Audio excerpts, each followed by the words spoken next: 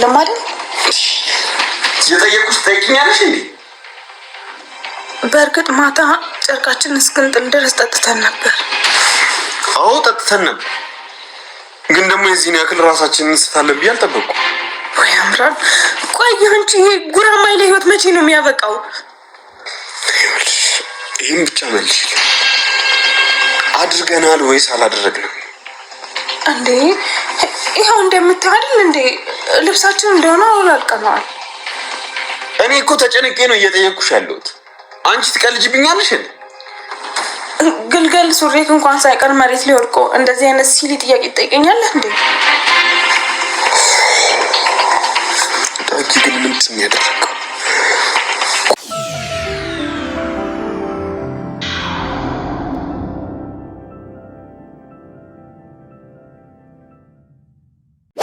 አምራን መልካም ሰው መሆን አለብኝ። ከዚህ በኋላ የበደልኋቸውን ሰዎችም ይቅርታ ጠይቃለሁ። ክፋት ምንም አያደርግም በማለቷ ወደ ራሷ የተመለሰች ትመስላለች። ወይዘሮ ዝናሽ የሰራተኛዋ ነገር እንቅልፍ ነስቷታል። አሁን ላይ ባለቤቴ ልትወስድብኝ ነው እንጂ አርፋ እንደማትቀመጥ እርግጠኛ ነኝ በማለት ውለታዋን ረስታ ከቤት ውጭም ብላታለች።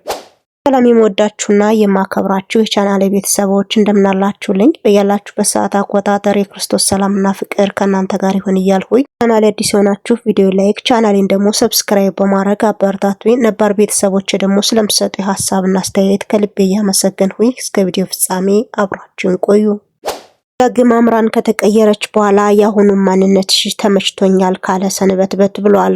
ቀጠሮም ተያዙ በኋላ አብረን መጠጥ ብንጠጣ ይከፋሻል ወይ በመባባል ካፌም ጎራ ብለው የሆድ ሆዳቸውን እያወሩ መጠጣቸውን እያጧጧፉ ጤዝ ቢር ብለው ሰክረውም ነበር። ታዲያ ወደ ቤታችን እንሂድ ወይስ አልጋ እንያዝ በመባባል ወሬም ላይ ነበሩ።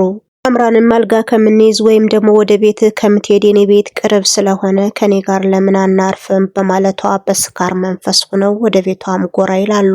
የእሳትና ጭድ ሁለቱ አይስማማምና እነሱ ነገሩን አበላሽተውታል። ዳግም ጧት እንደነቃ ምንድነው የተፈጠረው ምንድነው ሲሆነው በማለት አካኪ ዘራፍም ይላል። አምራንም በጥያቄ ሲያፋጥጣት ሁሉም ልብሳችን ወላልቆ እንደምታየን ራቆታችንን፣ ስለዚህ የተፈጠረው ነገር እርግጠኛ ነው በማለት ያለውንና የተናገረውን ነገር በእርግጠኝነት ነገረችው።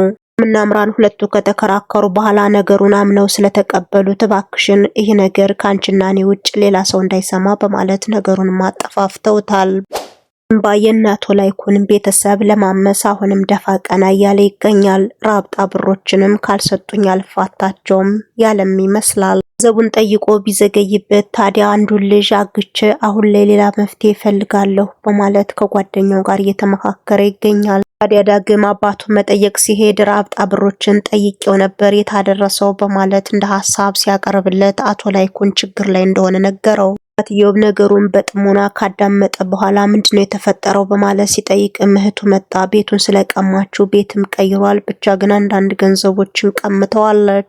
እዚህ አቶ ላይኩን የሚሰጥህ 74 ሳንቲም ስለሌለ ዝም ብለህ ከእስር ቤትህ ቁጭ በል በማለት ልጁም ኮምሽሽ አድርጎት ወደ ቤቱ ይሄዳል። ባም የልጁን ምክር ከሰማ በኋላ አሁን ላይ ሀሳቡን ቀይሮም ይገኛል። ጓደኛው ግን የትኛው ነው ያንተ ልጅ የሆነውና ያልሆነው አንዱን አግቼ ገንዘብ መቀበል ነው እያለ ቆም ስቅሉን እያሳየው ነው።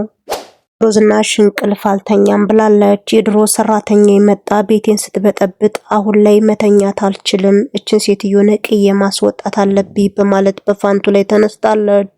ወይዘሮ ፋንቱ ንግግሯ አስቀያሚ ስለነበረ እኔ ምን አደረኩሽ ስራ የማልሰራበት በማለት ለመከራከርም ፈልጋ ነበረ። ታዲያ ለምንድነው እውነቱን ማትናገሪ በማለት እያፋጠጠቻት ነው።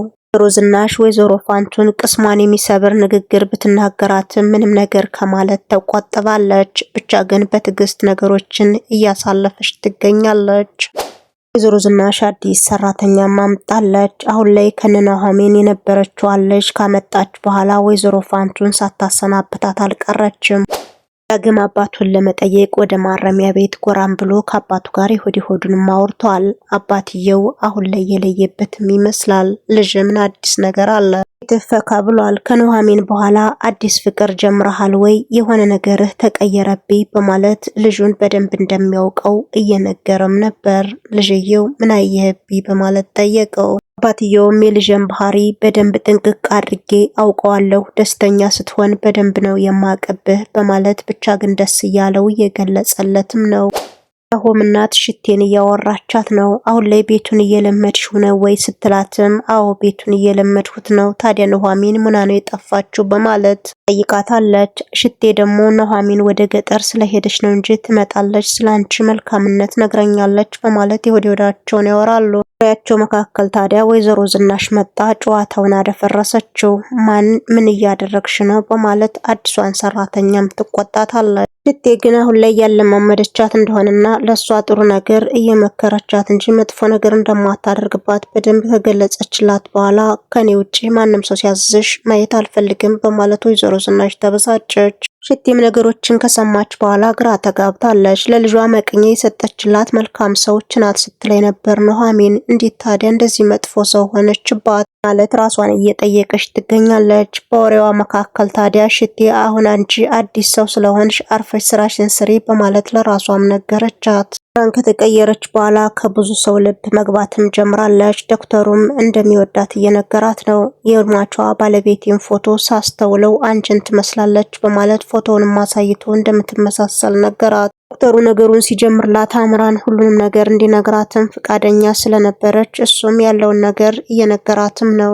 ልጅም ትዳርም እንደነበረውና ጥሩ ስብና ያላት ባለቤት እንደነበረችው በደንብ ከነገራት በኋላ ግን አንድ ቀን መጥፎ አጋጣሚ ነበረ ባለቤቴን ያሳጣኝ በማለት ታሪኩን ይጀምርላታል። አንድ ቀን ወደ ከተማ ወጣ ብለን ነበርና መንገድ ላይ ውሃ ሲጠመኝ እነሱን መሀል አስፓልት ላይ አቁሜ እኔ ውሃ መጠጣት ሄድሁኝ። ተሳቢ መኪና በኋላ መጥቶ ቤተሰቦችን አሳጣኝ በማለት መኪና አደጋ እንደገደለበት በደንብ እየተናገረ ነበር። አምራንም ክፉኛ አዘነች። ነገሩን በጽሞና ካዳመጠች በኋላ አሁን ላይ መልካም እህት ሆነሃለሁ፣ ሁሉንም ነገር እንተጋገዘዋለን፣ ደሞም ህይወት ይቀጥላል በማለት ማጽናኛ ቃላቶችን አጅጎድጉዳለታለች። እሱም መልካም ስብና እንዳላትና መልካም ሰው እንደሆነች በደንብ እየነገራት ነው። አይ ዶክተር ዛሬ እንደዚህ መሆኔን አትይ፣ ከዚህ በፊት አውሬ ነበርኩኝ በማለት የድሮ ማንነቷንም እየነገረችው ነው። ዋናው የሰው ልጅ መቀየሩ ነው በማለት እያበረታታት ነው። ዳግምና ናሆም አሁን ላይ ሁለቱ ተመሳጥረው ይገኛሉ። ትክክለኛ ወንድማማችም ሆነዋል።